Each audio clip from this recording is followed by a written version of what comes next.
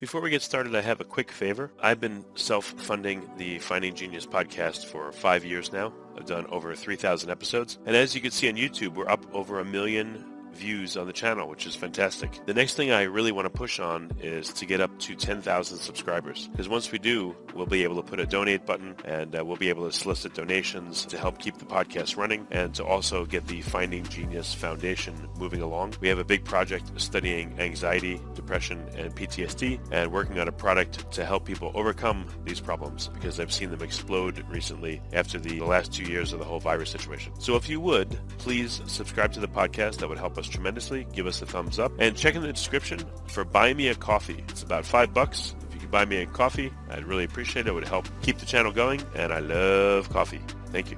Forget frequently asked questions. Common sense, common knowledge, or Google. How about advice from a real genius? 95% of people in any profession are good enough to be qualified and licensed. 5% go above and beyond. They become very good at what they do, but only 0.1% are real geniuses. Richard Jacobs has made it his life's mission to find them for you. He hunts down and interviews geniuses in every field: sleep science, cancer, stem cells, ketogenic diets, and more. Here come the geniuses. This is the Finding Genius Podcast with Richard Jacobs. Hello, this is Richard Jacobs with the Finding Genius Podcast. My guest today is very interesting. Jeremy Hurewitz. He's the author of Sell Like a Spy, The Art of Persuasion from the World of Espionage. He's an espionage expert.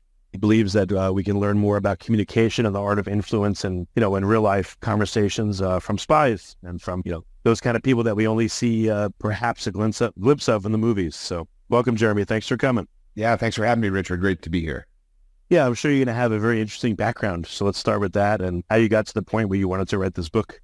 Sure. Well, I started my career overseas. After college, I went abroad with a backpack and a guitar, and I went to Europe. I settled in Prague, and I stayed there for 7 years, and eventually moved on to Shanghai for another couple. And I was both a freelance journalist writing about just about everything, but really focused on foreign policy and intelligence. But I also helped build the Media Association Project Syndicate. So that was a lot of work as well that I'm still quite proud of. Upon coming back to New York, where I'm from, I've spent roughly the last 15 or so years working in the field of corporate security consulting, which includes everything from, executive protection, high-end bodyguarding to background investigations, custom intelligence gathering, kidnapped for ransom consulting. So a wide range of really fascinating security and risk services. And in doing this work, I have worked side by side with, for sure, quite a bit of CIA case officers, but also FBI hostage negotiators and others in law enforcement, quite a few members of the military, including the elite special forces, Secret Service, State Department, you name it. And I learned so much from these people, in particular CIA case officers and how they build relationships. And I've thought for years about kind of synthesizing those learnings into a program, into a book, because it helped me to be a better business development person and to increase my ability to connect and influence people. So that's what I'm doing these days. I'm also a strategic advisor to a very interesting corporate intelligence firm called Intrafor International. Well, let's start a little bit. So you interact with a lot of people that most folks never get to interact with.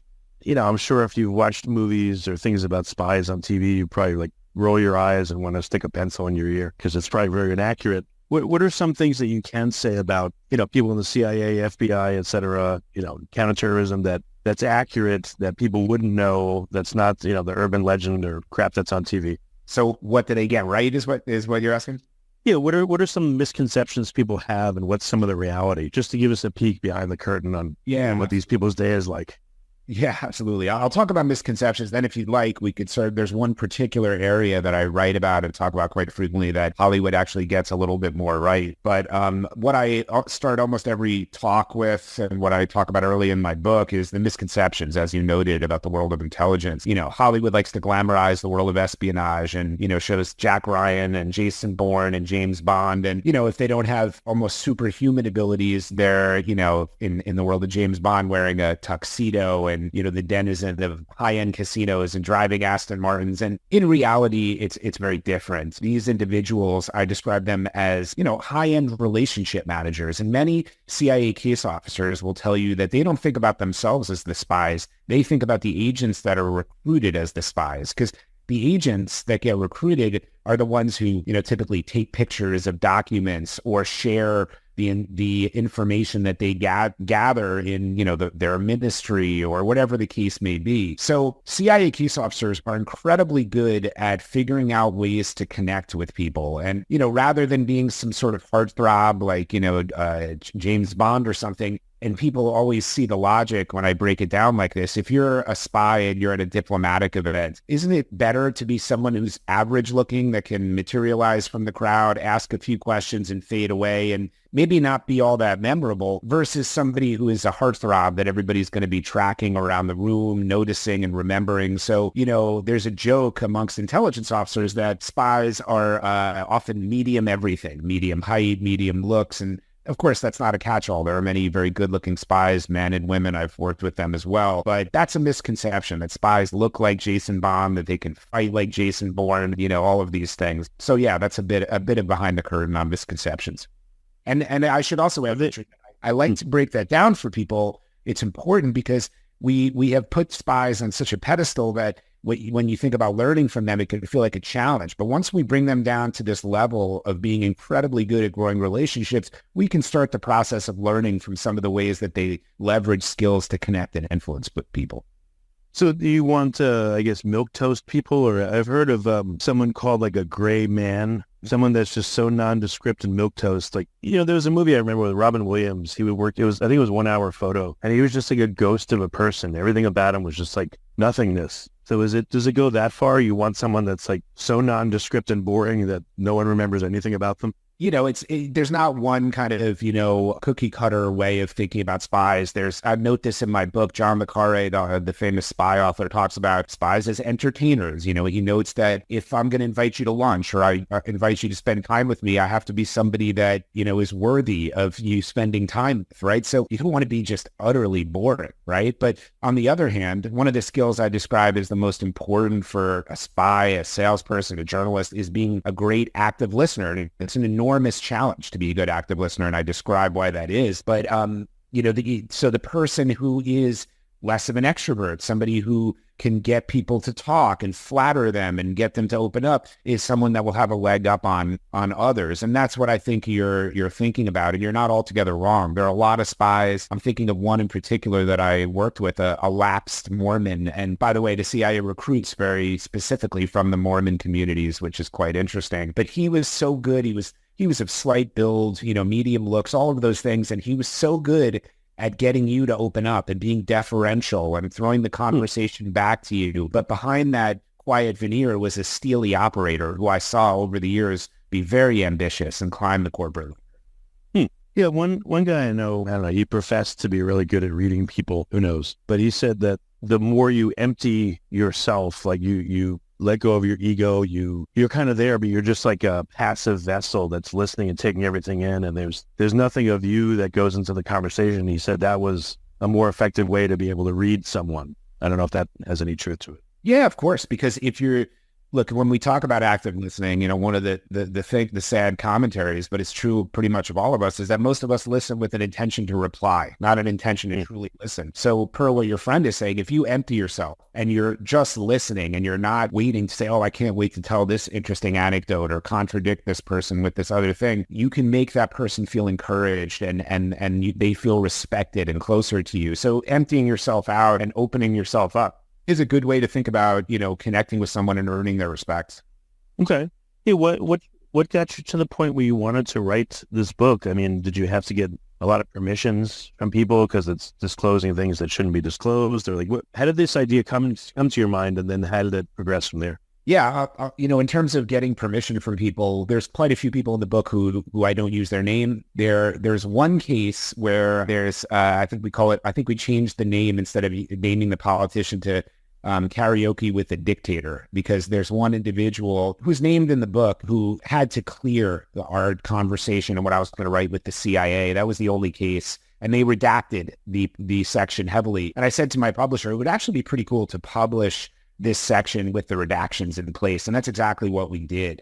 So I have enormous respect for these individuals. One of the things, is a slight digression, that I really am proud of with this book is being able to shine a light on these incredible professionals, their amazing skills, and their enormous patriotism and sacrifice. Because, Richard, when we see a military service member in uniforms, or we just find somebody served, we might thank them for their service, which I think is the minimum we can do. But we don't necessarily do that with Spies or other members of some of the agencies I quoted. And I want to highlight their valor and their commitment to service. But in terms of how I came on this journey, I'm a person that's kind of multidisciplinary. I never really felt that I fit into the corporate world, and I've always, thought of doing other things. I'm a musician as well. And during COVID, I stopped going to an office like everybody else, and I realized how much happier I was doing my own thing a bit more. So I changed my life a little bit. I started my own consulting firm. I work part-time with the intelligence firm that I mentioned, and I really enjoy that. But I wanted to write. I've been a writer for most of my adult life, and I have this idea, and people in my life, some of whom were quite skeptical of some of the other ideas I floated, said, this is a cool idea and you should run with it. And, people are really picking up on it. So it's rewarding. Before we continue, I've been personally funding the Finding Genius podcast for 4.5 years now, which has led to 2,700 plus interviews of clinicians, researchers, scientists, CEOs, and other amazing people who are working to advance science and improve our lives and our world.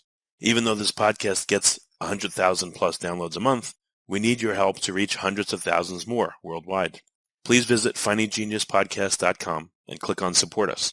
We have 3 levels of membership from $10 to $49 a month, including perks such as the ability to see ahead in our interview calendar and ask questions of upcoming guests, transcripts of podcasts you're interested in, the ability to request specific topics or guests, and more. Visit findinggeniuspodcast.com and click Support Us today. Now back to the show.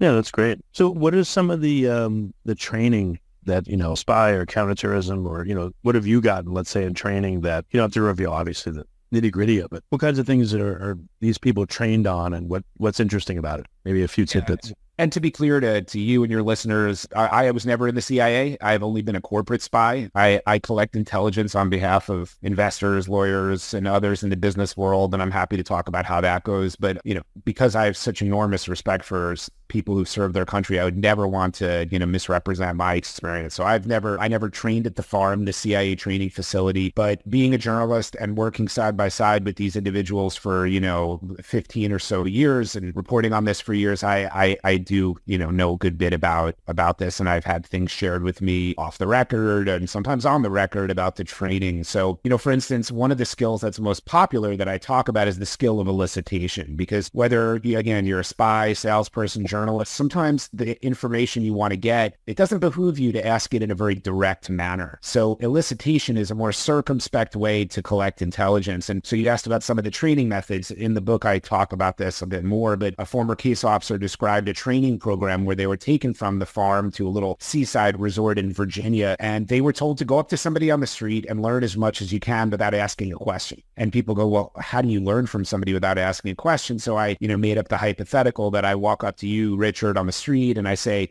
let's say it's an extremely warm day in Virginia early in, late in the spring or something. And I say, what a crazy hot day. I'm from the Northwest and it's never this hot. I'm just melting today. And I leave it there. That person might reply and say something like, oh, I'm from South Florida and it's this hotter for the rest of the year, so I'm not bothered. Now, in that exactly, yeah. I can see a conversation going like that, right? And someone reveals something, yeah. And I didn't ask any question there, right? I just said something about myself, and what they're doing in that, and I read a lot about this in the book, is leveraging human nature. Because usually when you share something about yourself, the other person will respond in kind. So there's a trigger about how to collect information in that way. And that's one of the many ways that spies are trained to elicit information, because they don't want to necessarily tip off that diplomat from, Venezuela or North Korea, some adversary of the U.S., that they might be not only a business person, with non-official cover, or a diplomat under official cover, but a spy trying to figure out what the angle of relationship development they might take. So that's an example of training. Okay. Yeah, there's something. Actually, you would probably know, if anyone. I've noticed when you first meet someone, they will tend to tell you things that are really deep. They'll let it slip. and you won't see it again for a long period. Like, I remember in college, I would meet like a girl and she's like, ha, ha, ha, I'm selfish. And then 6 months later, you're like, wait a minute, they are. It's true. And I've seen this enough. I don't know if this is something you've seen, but for some reason, a lot of people like limbically, they just give things up when you first meet them.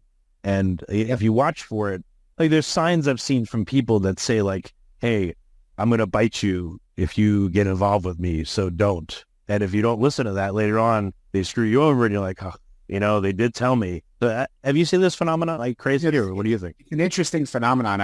Nobody's brought it to my attention in that way, but what it builds on one of the other ways that you can elicit information that I train people on, and what I tell them, and it's true, and it's apparently particularly true with Americans, that people hate awkward silences. And if you are in a conversation and there's an awkward silence, I tell people, if you're looking to get to know somebody, see what they'll reveal, don't break that awkward silence, because sometimes people will blurt things out like, oh, I'm so selfish or something early on, because they don't want to be in that awkward silence. And I think perhaps what you're referring to there is that early awkward conversations where people don't know what to say. And yes, maybe there's some subtext where they're revealing more about themselves, and you just have to let people sort of go and wind them up and be that great listener and not be uncomfortable with those silences, and let people show who they are. Okay. So what, again, without giving away your book, what are some of the key concepts that you can just start to talk about to get people interested in the selling context? What are some things they could do that emulate what people that deal with spying or spies do to help them sell better? Yeah, one of the things I kick off a lot of my talks with, and I actually think you'll relate to one aspect of this, Richard, when I was reading about, your background and how you came to do the podcast. I talk a lot about connection, and I talk about how to overcome the challenges of connecting with people that either you don't like, they don't like you, or you're neutral. Because look, it's easy when you meet somebody that you like and you say, we hit it off, and you get to know that person and it's natural. That's one of the joys of life, right? But again, whether you're a spy, salesperson, or a diplomat, journalist, many of us are faced with trying to connect with and influence people that we don't necessarily like. And, one of the reasons I call spies the world's best salespeople is they have to make the most difficult of sales. They have to convince someone to buy into the concept of treason. And to do that, they are not only, trying to connect with people they might not naturally have that rapport with, they might be trying to connect with people that they find loathsome. And because think about it, spies have to connect with,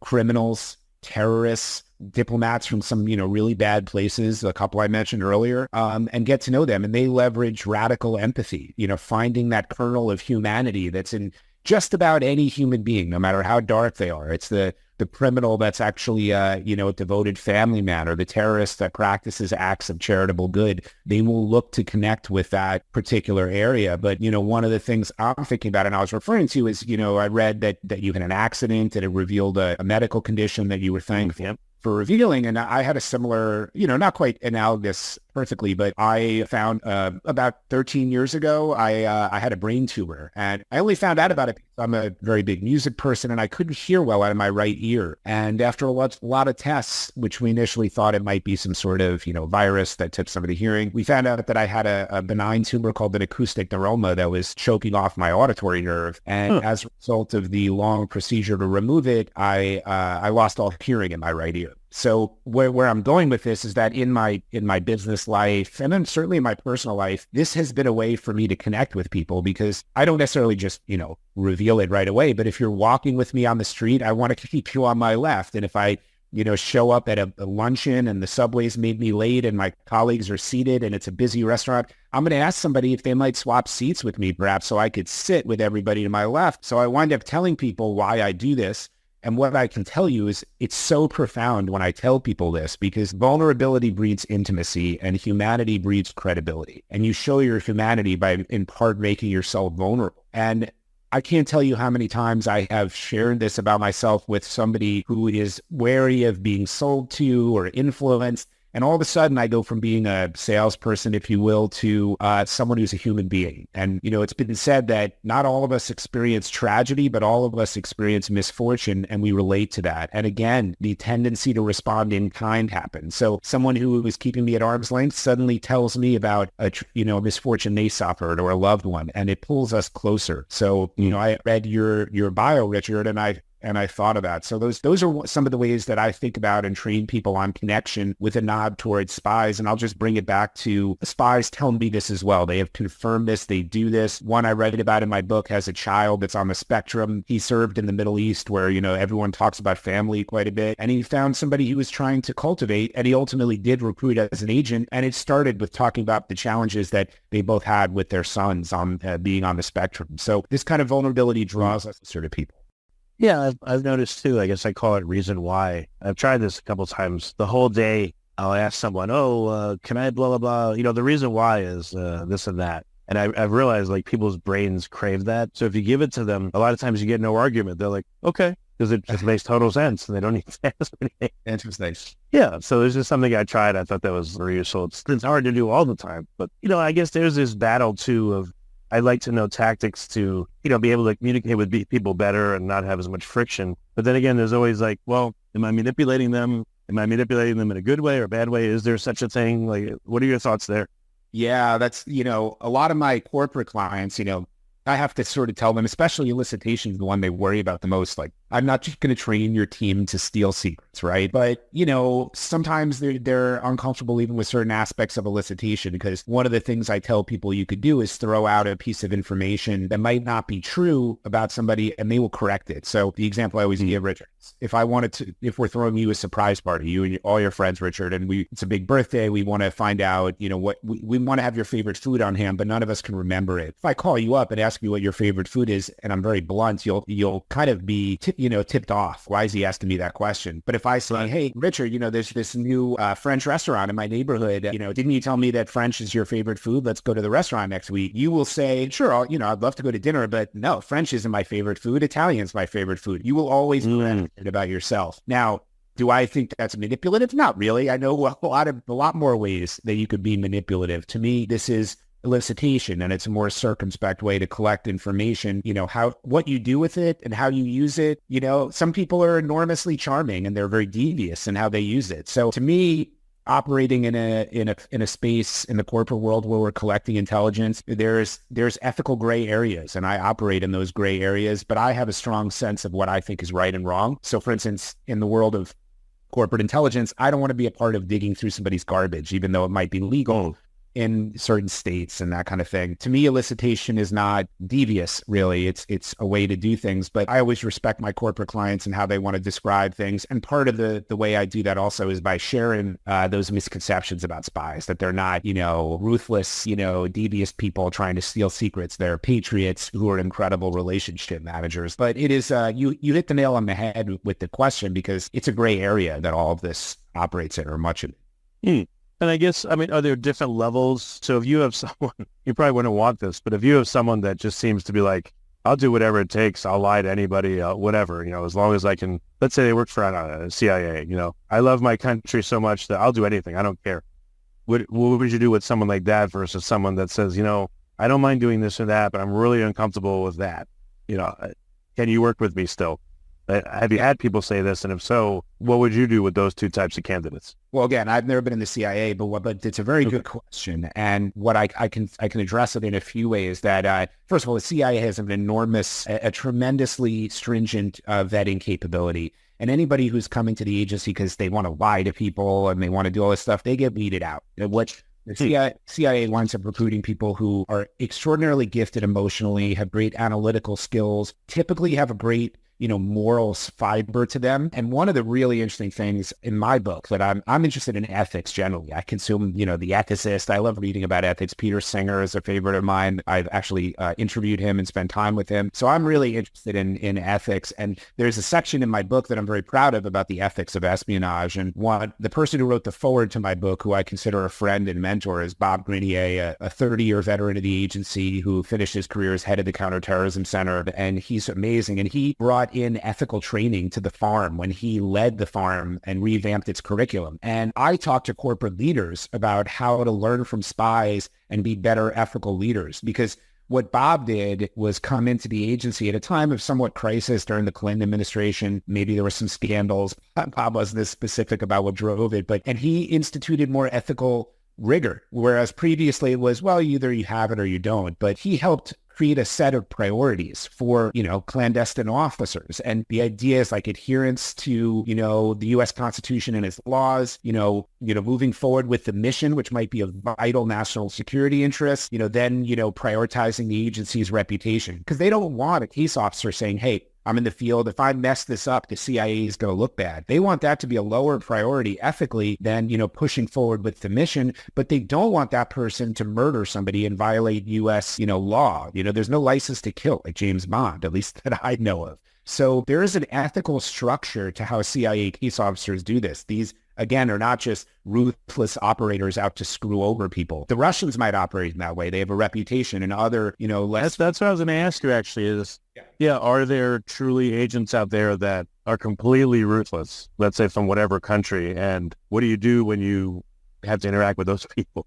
Yeah, I mean, I think that the Russians have by far the worst reputation, or they're the most formidable adversary of the U.S. and the Western allies, if you will. You talk to almost any case officer, and they tend to confirm that. Whether and I've talked to quite a few. John Cipher was one of the guys in my book who is a well-known and out case officer who served in Moscow, and they'll tell you about devious ways that they operate. So if a Russian spy is rolled up in the U.S. and in the process he's accidentally has his shoulder dislocated because he fought back. There's cases where a U.S. diplomat will be thrown to the ground in Moscow and have his shoulder pulled out, or, they'll slip photos under the door of somebody they know is CIA of their wife getting out of the shower. They'll leave, feces in the middle of their bed, that kind of thing.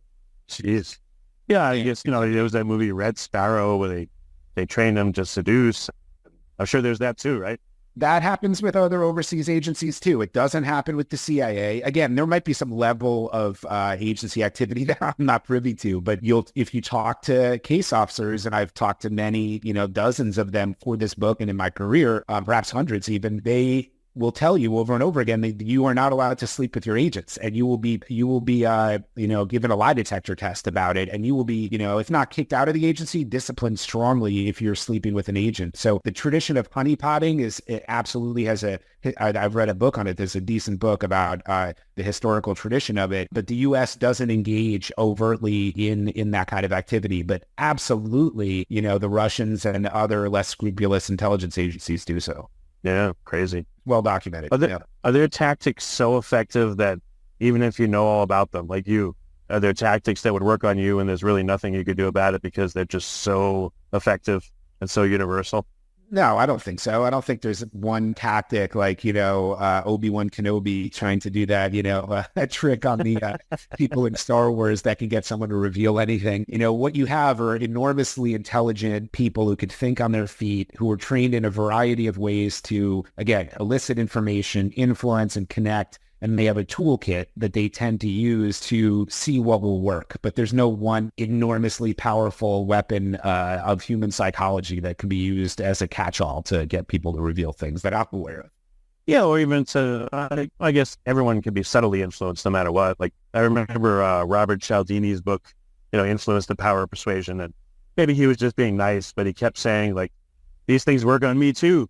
I know there's an in from them. Not to your death or your detriment. Yeah, for sure. And I always say about myself, I mean, I have certain attributes that would make me a good spy. I'm gregarious. I like talking to people. I can win people over. I'm good at keeping secrets, but I wear my heart on my sleeve. And, I especially as a younger man, I could have been taken advantage of in a variety of ways. So, there's some people that are even more like cynical and calculating when it comes to avoiding that. And others aren't as good at it. So, there's a range of human spectrum, and I think it varies day by day as well and what's going on in your life. And what I'll also say is that, and this carries into the corporate world as well, when they try to recruit an agent, a U.S. case officer from the CIA, it's sometimes done, on the fly, and they meet somebody, and they'll, they're not going to recruit them that night, but they might meet somebody at an event. But more often than not, there's a piece of signals intelligence that's been intercepted. An Arabian diplomat has a sick child that can't get the same kind of care that they could get in the U.S. So that starts a process where they're going to look for the right case officer to approach this individual. They're going to start a process of, creating a dossier of information. Does this person play rec league basketball, or do they go to a certain restaurant all the time? Did they love certain films? And they will do all of this background in finding how to find an avenue of connectivity to use some of the skills I'm mentioning, and then and go for it. And I train my clients in trying to make their sales teams to a little more thoughtful in thinking about their targets and what might work to connect with them prior to the big meeting and the pitch and all of that. Yeah, that makes a lot of sense. Yeah. And you know, right, if you get a caseworker, like the example you gave, if they let on or let slip, oh, they have a child that has this condition, the person will be like, what? And, or you have to be more Exactly. surreptitious about it, but more subtle about it. Yeah, I understand. Okay, very interesting. So what kind of comments have you gotten from the book? Is everyone happy you've written it? Or some people like, why'd you put that out there? Or, you know, what's been the results so far? No, I haven't gotten any, why'd you put it out there? I've gotten a lot of great advanced praise. So some of the people who've contributed to the book have now read it and they've, shared blurbs like General Stanley McChrystal, somebody I talk about quite a bit in the book, who knows about, leadership and intelligence and interrogation. And he's just an enormously influential and interesting human being. So I'm tremendously grateful to him. Ian Bremmer is another person who I know a bit, who leads the User Group, and I find enormously interesting. One of the best political minds around. He is raved about the book, and plenty of. Well, what about Peter Zeihan? Pardon me? Peter Zeihan, I don't know if he would comment on. He's a geopolitical strategist. He makes a lot of YouTube videos, but he's kind of like very self-absorbed. And I just wonder if he comments on it. Well, I'd love to hear what he thinks if he reads the book. Yeah. Okay. Interesting. People who read the book, who I talk about in the book that I didn't speak to, that I worked with in the past, and I'm waiting to see the impact if they wind up reading it and what they have to say. So we'll see. Okay. Have you ever run into any like very unusual people? Like in my life, I've run into just a few of them, thank goodness, but a few people I've spoken to, like I just sensed evil coming from them. They were like a very dark, horrible feeling from talking to the person, like, ugh. I just want to get away from them. I think you should listen to your gut instinct when you meet somebody and you want to get away from them. There's a very good book called The Gift of Fear by another risk expert, Gavin DeBecker, and he talks, the central thesis is listening to your own instincts when your body and your mind is saying, this person is bad news. You should listen to that voice in your head.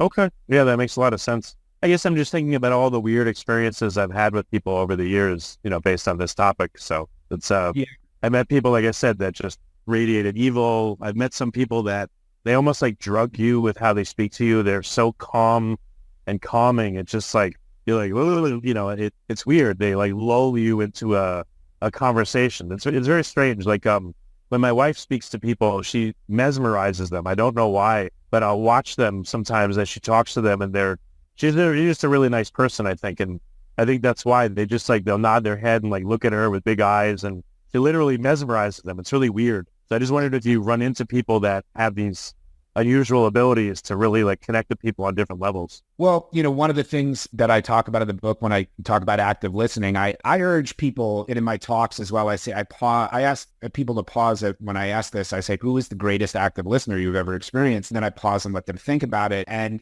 people come to mind and they share those observations with me. And I talk about how there was a woman that I met who was a former case officer. She was married to a colleague of mine at one of the risk firms I worked at. And I call her the young Gina Davis spy because she looked like young Gina Davis. She was beautiful. And she was just the most warm and engrossing person I had ever experienced in my life. And she made me feel like I was the most interesting person in the world. That's what the gift that Finn apparently has. He can make whoever he's talking to feel like they're the most important person in the room. And I talk to people about that. And I tell people, you can be that person. You have to make, we talk about how to do it, some degree making eye contact, how to, ask a certain clarification questions. So there's a method to it. But this person was so memorable. I only spent an hour or two with her over a dinner, but I'll never forget. And what's funny is they put her in the Gulf, in the Middle East, which is, you'd think, wow, it's strange to put, a beautiful young woman in this misogynistic environment. But when you peel that back a little bit more, in many of these Arab cultures, they open up very deeply to women in their lives, their wives, their sisters, their mothers. So if she could be alone with a Kuwaiti businessman or a Saudi diplomat with her incredible charm and listening ability, I'm sure they would open up to her. So, that person wasn't obviously nefarious, but, that came to mind as you were describing your wife and those abilities a little bit. Yeah, this reminds me of this one girl in college. I was in a fraternity, and like she ended up dating 8 or 10 of the people in the fraternity. But she was someone that just, when you spoke to her, you felt like you were the only person in the world that she was focused on. like she would give you all her attention, and it was so mesmerizing that everyone wanted to date her, and most did. But it's a very unusual ability. I haven't seen that much.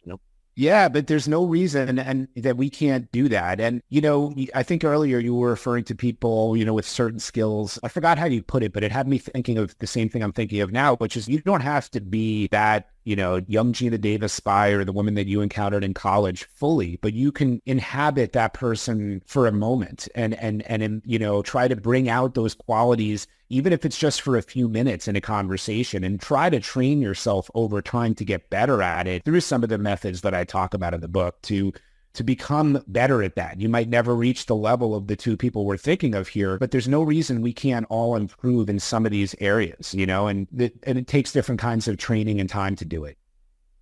Okay, very interesting. So your book, Sell Like a Spy, what's the publishing date, just so listeners can know? Absolutely. It's available for pre-order now, but it's out on August 27th. There'll be an audiobook as well. I think will be out around the same time. I'll be reading it quite soon. So excellent. All right. Well, Jeremy, what's the best way for people to follow up that I guess could be a client of yours, or, they own a corporation of a certain size, or they're in a certain circumstance? Like, who would be a potential good client for you, and how can they reach you if so? Yeah, absolutely. So, of course, I love corporate clients, and everybody should reach out to me, but I also encourage, everyday individuals. I call these skills for everyday life too. So, I talk about how these skills can be helpful with dating and relationships and dealing with your kids and your neighbors. So I'm hoping this has a broader impact than just on the corporate world, but anybody can reach out to me. My website is selllikeaspy.net. You can find me on LinkedIn, on Twitter. I'm at selllikeaspy, and I'd love to hear from people. Well, that's great. Jeremy, thanks so much for coming on the podcast. It's been a very interesting call. Appreciate it. My pleasure, Richard. Great to be with you.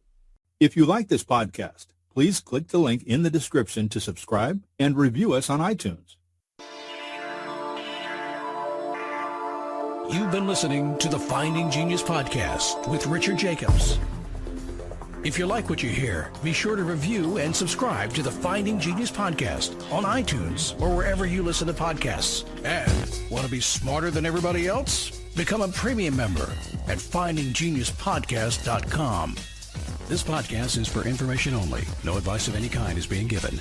Any action you take or don't take as a result of listening is your sole responsibility. Consult professionals when advice is needed.